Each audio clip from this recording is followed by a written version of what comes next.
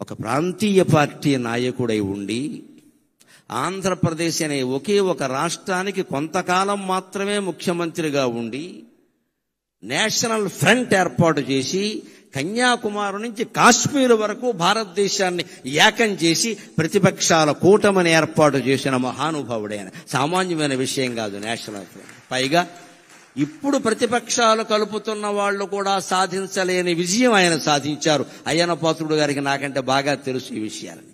BJP కమ్యూనిస్టులు ఎప్పుడైనా కలుస్తారండి? అసలు సాధ్యమేనా? అది ఎవరైనా కలుస్తారు కానీ బీజేపీ కమ్యూనిస్టులు కలుస్తారా?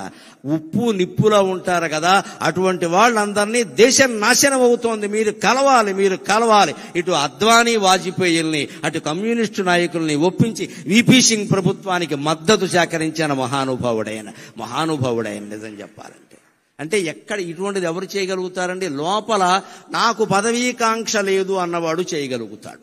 నాకే కావాలి అంటే 30 మంది ఎంపీలను పెట్టి కూడా ప్రధానమంత్రులు అయిన వాళ్ళు ఉన్నారు. మనకు అనవసరం ఇప్పుడు చెప్పుకోవడం. కానీ ఆయనకి ఎంపీలు ఉన్నా సరే కాదు, అదొక నేషనల్ పార్టీ. వాళ్ళు అవనేంటి, మనం సహకారం చేద్దాం, దానికే ఉంది అని సహకరించిన మహానుభావుడు. చివరిగా మళ్ళీ పద్యంలోనే ఆయనకి నివాళి సమర్పించి నేను సెలవు తీసుకుంటాను.